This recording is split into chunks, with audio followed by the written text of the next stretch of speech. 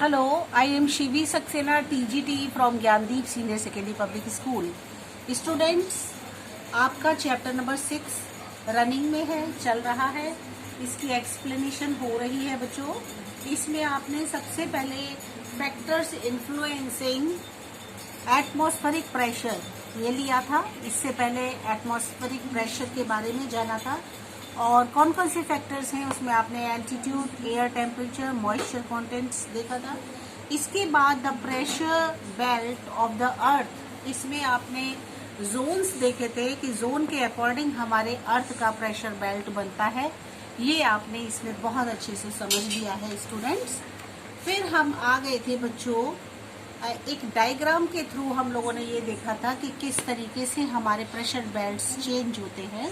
हमारी विंड के according pressure belt, convection cell and prevailing surface winds किस तरीके से बनता है, मैंने थ्रू आवर डायग्राम मैंने इसे एक्सप्लेन किया था। इसके बाद बच्चों आपने इन प्रेशर बेल्ट्स को इजीली समझ गए थे कि इक्वेटोरियल लो प्रेशर बेल्ट कहाँ है। यहाँ हमारे इक्वेटर पर लो प्रेशर बेल्ट होता है क्योंकि यहाँ पर बहुत ज़्यादा हीट होती है। इसके अलावा यहाँ पर एयर मासेस बहुत ज़्यादा होते हैं। तो आप ये समझ चुके थे जो कि आपका लो प्रेशर बेल्ट के अंदर आता है। सब ट्रॉपिकल हाई प्रेशर बेल्ट कौन से होते हैं, वो आपका ये एरिया होता है।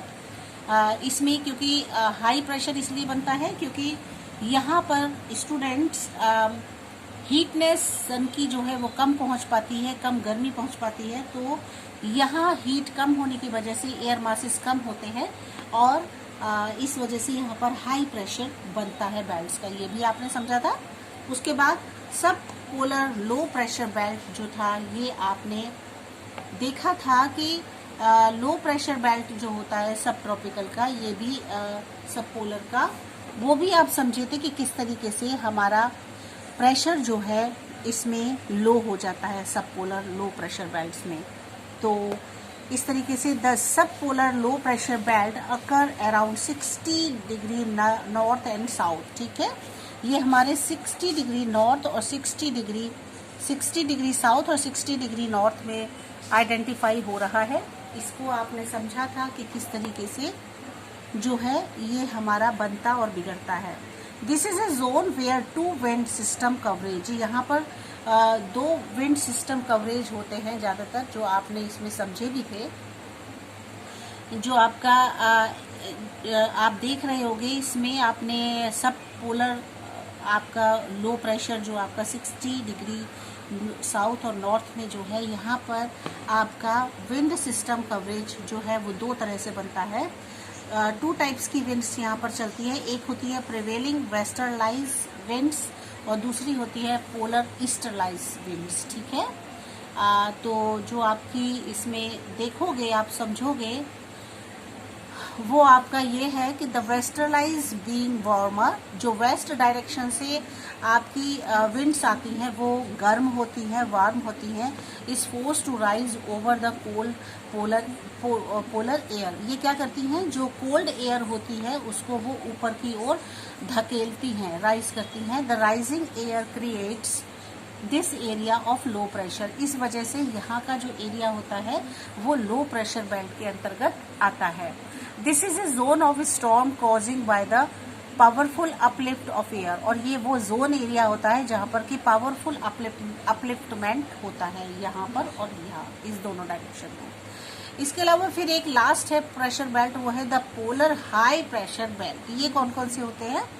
The polar high pressure belt are found over the north and south poles. बिल्कुल आप लास्ट में चले जाइए, नॉर्थ पोल और साउथ पोल, यहाँ पर पोलर हाई होता है सबसे ज़्यादा क्योंकि यहाँ पर एयर मासेस बहुत ज़्यादा जीरो पर होते हैं, बहुत कम होते हैं, इसलिए जो अपर एयर सर्कुलेशन होता है वो बहुत ज़्यादा होता है यहाँ पर। और rising air creates this area of low pressure, जो राइजिंग एयर होती है यहाँ की उससे लो प्रेशर जो होता है वो कम होने लगता है। This is a zone of storms caused by powerful uplift of air, यहाँ पर स्टॉर्म्स अपलिफ्ट होता है और इस तरीके से चलता है। नहीं, हम लोग यहाँ थे, ठीक है, इसको देखते हैं। In these region the solar energy intercreated by the surface of the earth is very low।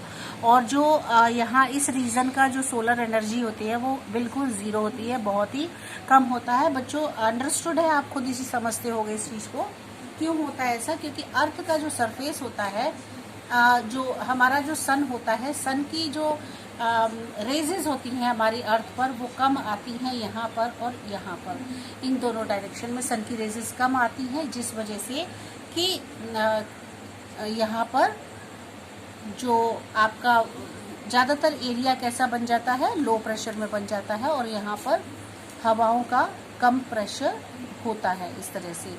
तो और इसके अलावा इसमें टेरेस्ट्रियल रेडिएशंस भी लो हो जाता है।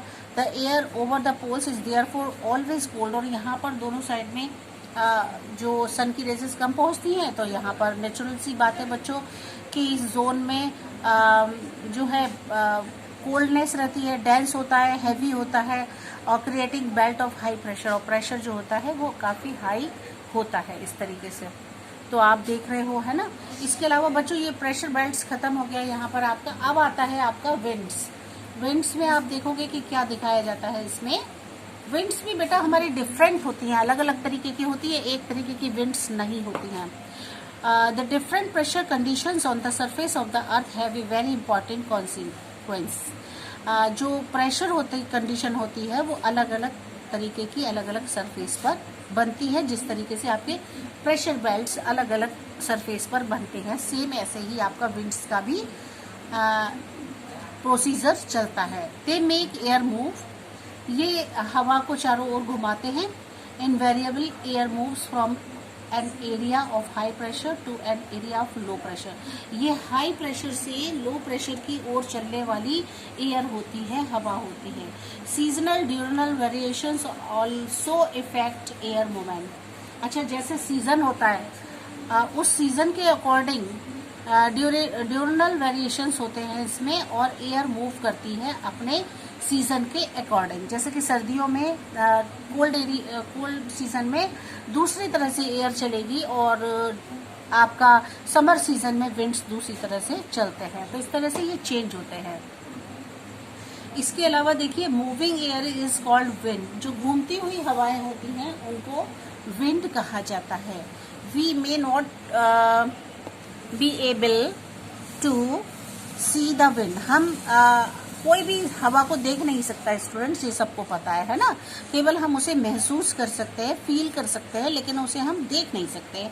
और उसकी डायरेक्शन से उसे जज कर सकते हो कि जैसे कपड़े आपने डाले हुए हैं और उसमें वो उड़ते हैं जब, तो उसकी डायरेक्शन हम कपड़ों के उड़ने से पता कर लेते हैं कि ये हमारी इस वक्त एयर चल रही है, विंड चल रही है, और वो किस डायरेक्शन में चल रही है।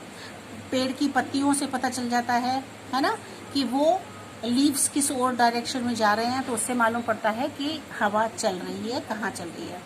An instrument called the wind wave is used to study wind direction. अगर हम विंड की डायरेक्शन को जानना चाहते हैं तो उसके लिए हमें एक इंस्ट्रूमेंट की जरूरत पड़ती है बच्चों, जिसे विंड वेन कहा जाता है। ठीक है। और winds are named according to the direction from which they originate.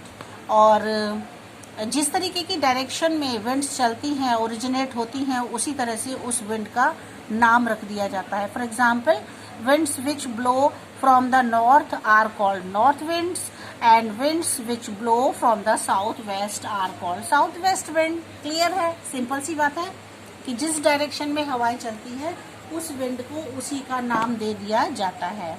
ठीक है।